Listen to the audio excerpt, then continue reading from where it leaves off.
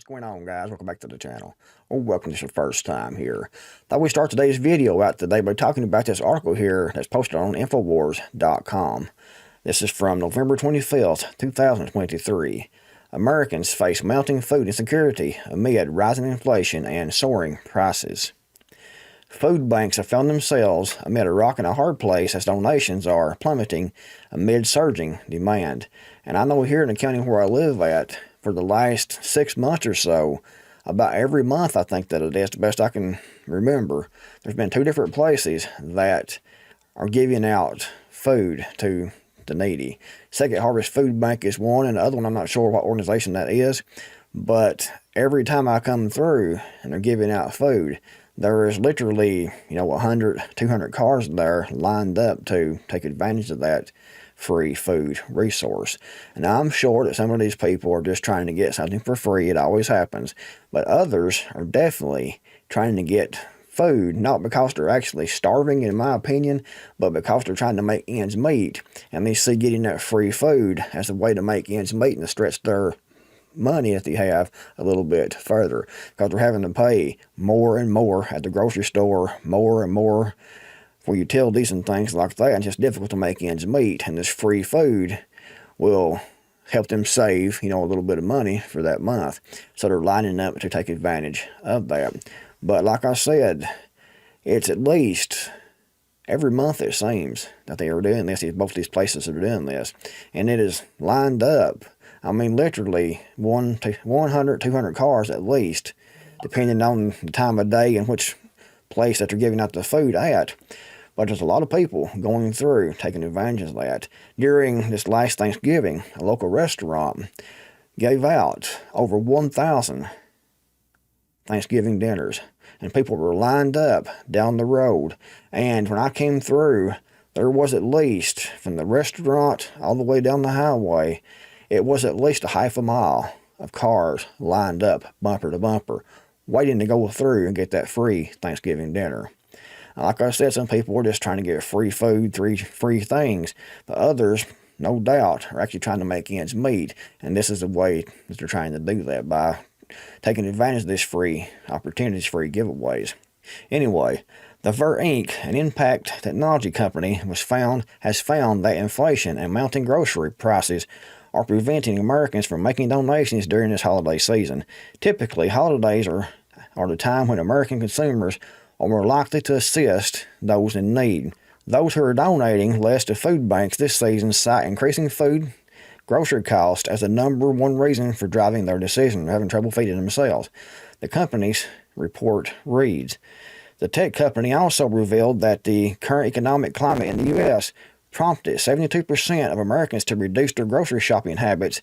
51% of respondents said that grocery prices are forcing them to cut costs in other areas. What's more, 25% of consumers expressed anxiety about their ability to afford food in the next 3 to 6 months. 30% said that they are now buying less fresh food like produce as prices bite. Means they're buying cheaper and cheaper food, less nutritious food, just to keep their bellies fed. According to Divert, 85% of respondents believe that food insecurity countrywide has surged since the COVID-19 pandemic. Furthermore, 63% suggest that the U.S. is far more food insecure than the latest United States Department of Agriculture, USDA data indicates. And,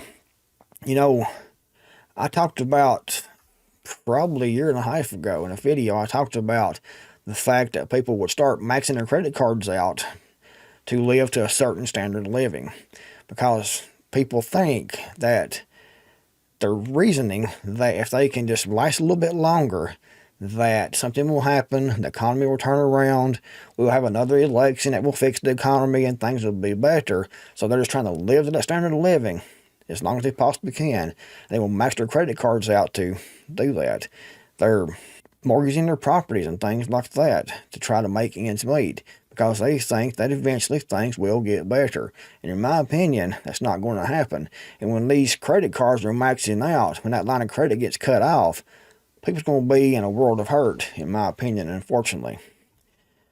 For USDA, food insecurity started climbing in 2022 for the first time in more than a decade, with 44 million people living in food insecure households last year, which constitutes a 31% increase since 2021.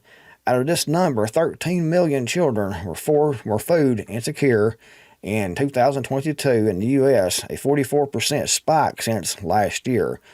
For its part, Feeding America, a network of 200 food banks, cites surging demand for food assistance across the U.S. A network of 47 food pantries in Milwaukee County, Wisconsin, has registered a 50% increase in visits. 50% increase in visits. That's huge. There are more people trying to get free food, needing free food, needing these food bank assistance, and less people are donating, because they're having to feed their own self and their own family and to make ends meet themselves. Morgan's food banks in Oregon have also seen a 50% surge in demand this year. So, that is huge, and I'm seeing it here myself, and I no doubt you probably are where you are too. If you are seeing these food banks in your county, let me know in the comments below what you're seeing there. But people are getting desperate, and it's going to get worse and worse as time goes on. And people are having to cut back themselves, and they can't be giving as freely to support these food banks to support other people. They're having to keep their resources to themselves to feed themselves and their family and to make their own ends meet, their own financial ends meet. And guys, over here is what I was talking about, maxing the credit cards out. U.S. credit card balances see largest yearly leap on record. And this was from November the 7th, 2023. The resilient consumer has kept the U.S. economic engine running, but it's coming at a big cost. Americans are piling up record credit card balances, and more are falling behind on those payments. During the third quarter, credit card balances hit a fresh high of $1.08 trillion, over $1 trillion in credit card debt, rising $48 billion from the prior quarter, leaping by a record $154 billion from the year before, according to the Federal Reserve Bank of New York's latest quarterly report on household debt and credit released Tuesday. The year-over-year increase is the largest since the New York Fed started tracking that data in 1999. Household debt increased by 1.3% to $17.29 trillion in the third quarter. So the federal government officially has a national debt of over $33 trillion. However, the typical American people together, have over $17 trillion in debt themselves. However, a growing number of households are having difficulty wrangling that debt, which is increasingly more costly amid an environment of painfully persistent inflation and high interest rates. The latest data also showed that the rate of households becoming delinquent or entering serious delinquency behind by 90 days or more on their credit cards was the highest since the end of 2011. So that means that their line of credit is coming to an end. So they've been living on credit card debt to pay their bills, to make ends meet, and no doubt to buy some frivolous things, keep their standard of living up, and that now is catching up and it's ending. They thought they could do this for a while and things will get better. They could live on credit, they could borrow at the bank, they could max their credit cards out and pay the minimum on those credit cards. They could keep their standard of living going just a little while longer until things got better. However, things haven't gotten any better. Things have gotten worse. Inflation has gotten worse, and their bills keep coming. And now they have this massive credit card debt. What are they going to do when this when this line of credit has been cut off, when they can no longer borrow and live on debt any longer? They're going to have nothing. They're going to have to cut way back, and they're still going to have all these bills they're going to have to pay, and no way of paying those because the credit has been cut off.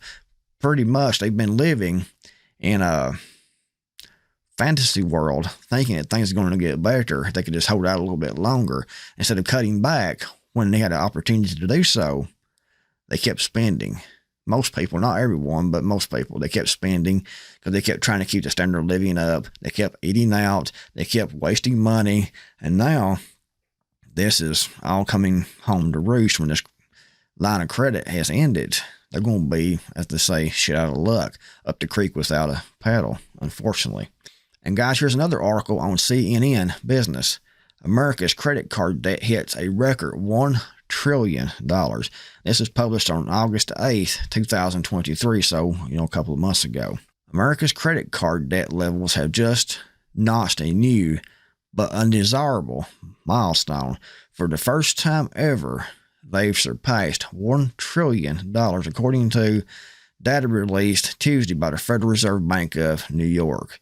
During the second quarter, credit card balances shot up by $45 billion, or nearly 4.6%, to land at $1.03 trillion, according to the New York Fed's latest quarterly report on household debt. This is pretty much going over what we went over a minute ago in the other article. But you can see here how it's went up, and it went down, and now it went straight up since 2001. It's been going straight up, and it's going to end. When that line of credit ends, people are going to be seriously hurting, and they're paying more and more interest rates, just trying to live up to a certain standard of living that they're used to here in the United States. And like I said, they think they can hold out a little bit longer. They can max their credit cards out. They can sell things. They can pawn things. They can mortgage their homes to keep their standard of living up, or at least the appearance of that standard of living with their neighbors. Got to keep up with the Joneses. That after a while, this is America, this United States, nothing bad ever happens. This is a temporary downturn. It will get better. That's what they're thinking. We will elect someone else in the office in 2024. We'll come in and fix the economy. We'll be booming again. Everything's going to be all right. Unfortunately, in my opinion, that's not going to be the case. We are in the midst of an economic collapse. Economic collapse doesn't happen all at once. It happens over time. It may seem all at once because when you get that certain point, you'll go to a certain point and then it'll fall over a cliff, the saying goes. And that's when you think that it happened, but in reality, it happened years before. It's been happening over a long period of time, usually getting worse and worse. And it comes to the tipping point and it tips over. And that's when people say we had an economic collapse. But in reality, it's been collapsing for several years before that, or even several decades before that. But it's getting worse and worse, and people just don't want to admit it. So do everything you can to get out of debt. If you have any funds whatsoever, not financial advice, just common sense, in my opinion. If you have any cash put back whatsoever, try to convert that over to something that holds value, because cash is losing value all the time through inflation. So if you can convert that over to firearms, ammunition, food, gold, silver, land, try to get out of debt if you can. I know it's almost impossible for most people right now to do that because most people are having trouble making ends meet. I know myself, it's getting very, very tight just to afford to live and keep the bills paid. But I'm in better shape than a lot of people actually are because I have no debt. So that is just other than utilities. So that is a great position to be in. But I still see it's getting more and more difficult to make ends meet as far as just utilities go and things like that. And, putting gasoline in the vehicle and insurance and things for the house and the truck and everything. It takes a lot of money. And I'm noticing myself it's getting more and more difficult. And if I had, house payments, if I had car payments, if I had all kinds of different debt, credit card debts and things having to pay on, I couldn't make it.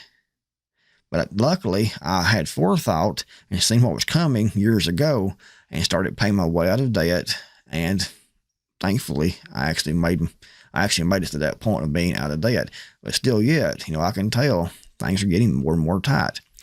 Anyway, if you liked the video, give it a big thumbs up. Thanks for watching. And Creekmore out here. I'll see you all in the next video, hopefully.